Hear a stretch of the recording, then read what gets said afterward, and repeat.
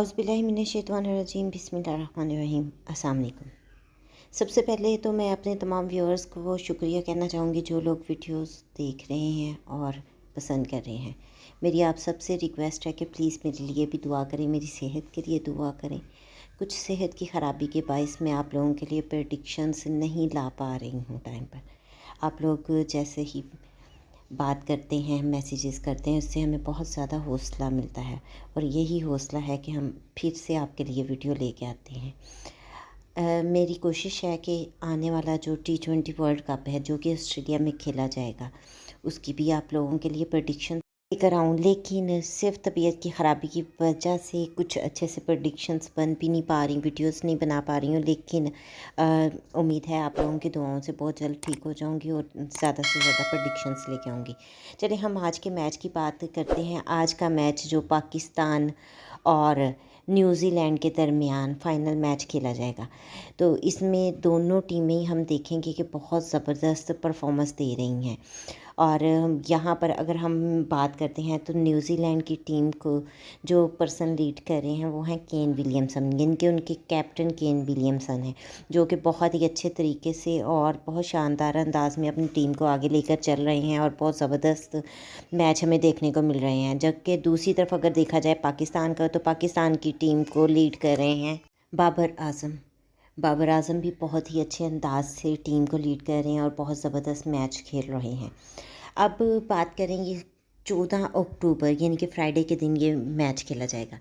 Friday का दिन तो हमारे पास न्यूज़ीलैंड की फेवर में आता है, बेशक न्यूज़ीलैंड का दिन है, लेकिन ये भी बात सच है कि फ्राइडे के दिन पाकिस्तान कभी भी कोई मैच नहीं हारा। पाकिस्तान के लिए ये भी एक लकी दिन है।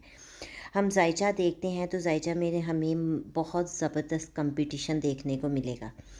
यहाँ पर एक सख्त मुकाबला। दूसरी तरफ बात की जाए पाकिस्तान की, तो पाकिस्तान की तरफ से रिजवान और बाबर आजम बहुत अच्छा परफॉर्म कर रहे हैं, जबकि इनका मिडल आर्डर कुछ अच्छा परफॉर्म नहीं कर पा रहा। मिडल आर्डर फ्लॉप है एक तरह से। तो दोनों के जायजा को देखा जाए तो वो यहाँ पर आज भी हमें लगता है कि वो बहुत ज़बरदस्त खेलेंगे और ये दोनों प्लेयर्स बहुत ही अच्छी परफॉर्मेंस देंगे और 50-50 का इनके बारे में ख्याल किया जा सकता है कि ये 50 बना लेंगे।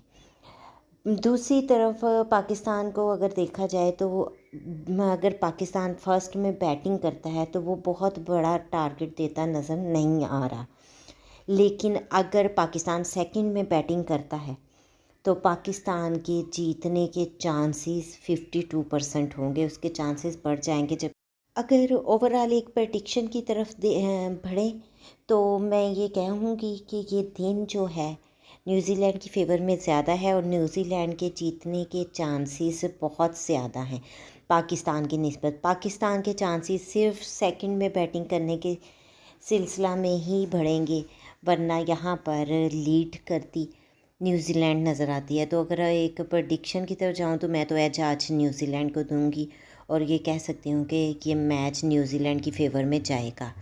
उम्मीद करती हूँ ये प्रडिक्शन आपको पसंद आई होगी। मैंने अपनी तरफ से आप लोगों के लिए एक ज़बरदस्त प्रडिक्शन बनाने की कोशिश की है। अगर आपको प्रडिक्शन पसंद आई हो तो इसको लाइक ज़रूर कीजिएगा, अपनी राय का इजहार ज़रूर कीजिएगा। आपके